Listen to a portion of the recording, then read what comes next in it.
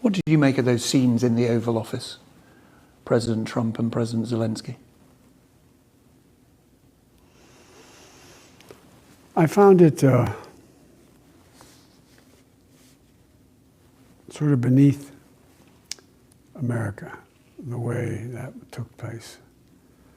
And the way we talk about now that, well, it's just the Gulf of America. Maybe we're going to have to take back Panama. Maybe we need to acquire Greenland. Maybe Canada should be. What the hell's going on here? What president ever talks like that? That's not who we are. We're about freedom, democracy, opportunity, not about confiscation. It's a good question that Joe Biden eventually asks, what the hell is going on here?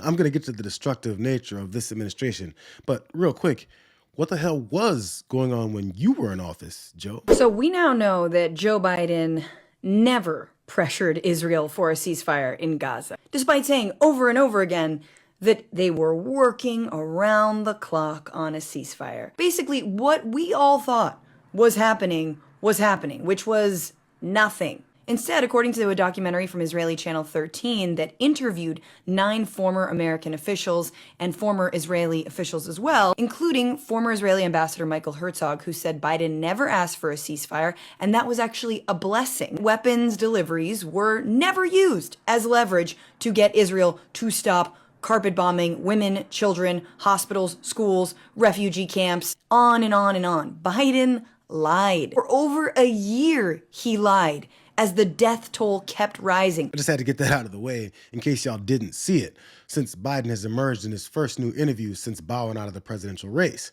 But to answer the question that the very slow-talking former president probably shouldn't have asked about what the hell's going on, let's start here. It is hard to believe, but another Navy fighter jet has sunk to the bottom of the Red Sea. It is the second stunning and expensive mishap in just over a week. Now, this time, an FA-18 fighter jet was attempting a nighttime landing onto the deck of the USS Harry S. Truman when the crew was unable to stop it in time. The roughly $70 million jet going overboard and sinking. A U.S. official says it's not clear why the fighter jet was unable to stop. The 2 pilots, though, were able to eject. Officials say they were rescued by helicopter and appear to have suffered only minor injuries. Now, it comes after last week another FA-18 fell off the same carrier into the Red Sea as it was being towed out of the hangar, and the crew lost control. They are just the latest incidents involving U.S. carriers. It's not that fighter jets haven't crashed in the past or that military exercises haven't resulted in disaster. But when you got an administration that can't stop talking about how merit-based it is and that nothing that happened in the past would have happened if Trump had been here, you have to explain yourself when 2 jets have these kinds of accidents that Pete Hegseth is busy sending classified info on signal chats to his family and friends. Here's what the hell is going on in Trump's trade war, by the way. Who pays tariffs, Mr. Secretary?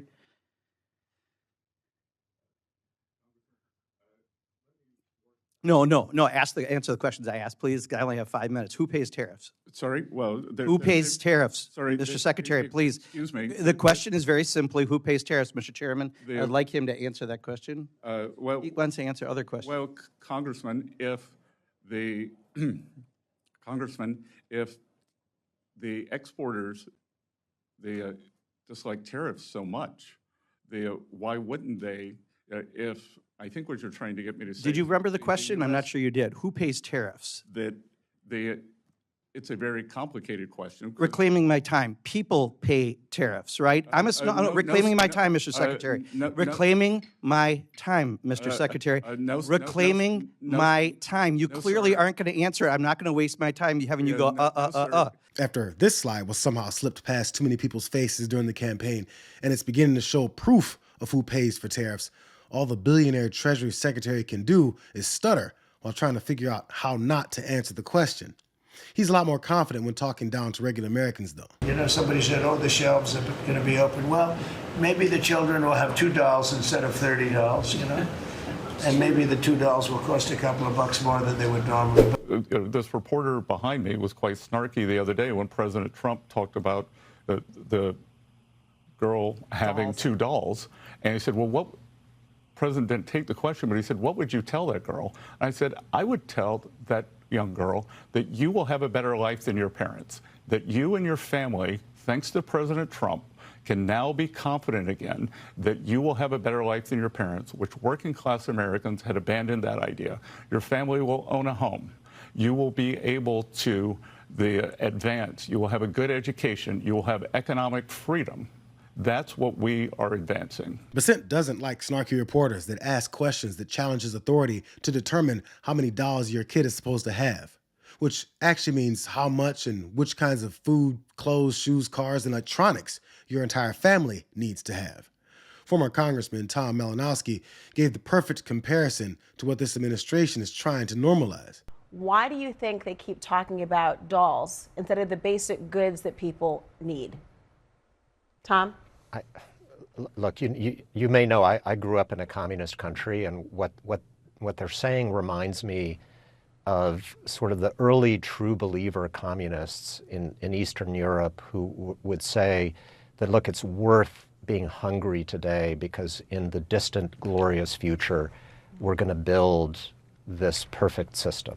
And your parents and your grandparents will thank you for your suffering today. And to hear an American president say, you know, it's fine that your kids won't have as many toys for Christmas. Have we ever heard that before from an American president? They don't want you to know how actual communism works. Or you might start recognizing how authoritarian this president really is.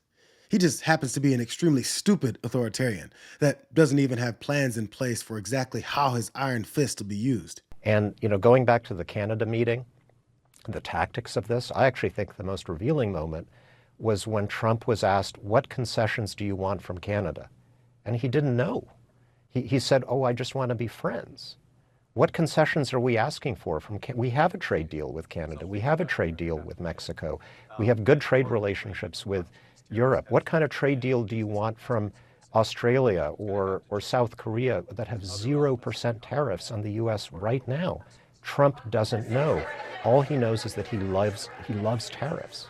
And I don't think this is going away for that reason, because whatever deals countries make, and this is another reason why they don't want to make deals with us, whatever deals they make, he's going to renege and he's going to ask for more in 6 months and in 12 months. Malinowski obviously isn't the only one that could see just how embarrassing it was for the president to rant and rave next to the Canadian Prime Minister, looking like a toddler being babysat in front of those cameras. I was watching your face through the meeting in the Oval Office, and I wondered what was going through your mind when the president talked about erasing the artificial border and how he criticized your predecessor and Madam Freeland.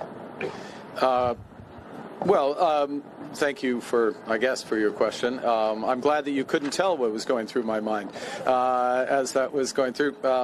With respect to the first point, the president has made known his wish about that issue for some time.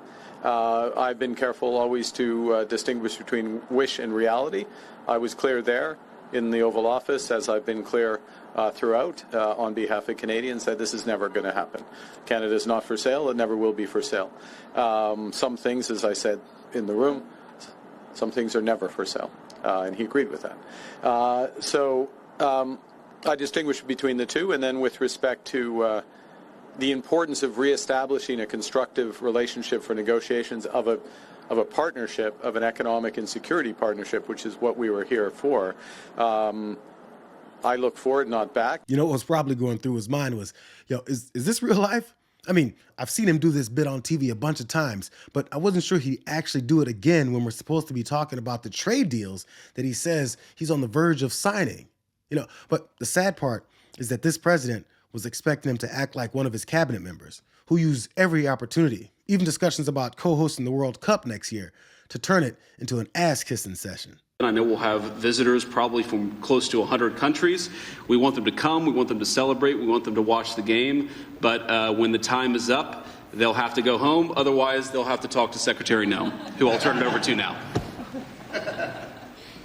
Well, thank you, Mr. President. Thank you so much for dreaming big dreams and doing unprecedented things. Your entire life you have stood for doing things that other people thought they couldn't do and accomplishing unprecedented events and achievements. And so this is one of those events that I think is going to be remarkable and will stand the test of time as the world's greatest sporting event ever held and conducted. You are honoring us by agreeing to be the chairman of this event.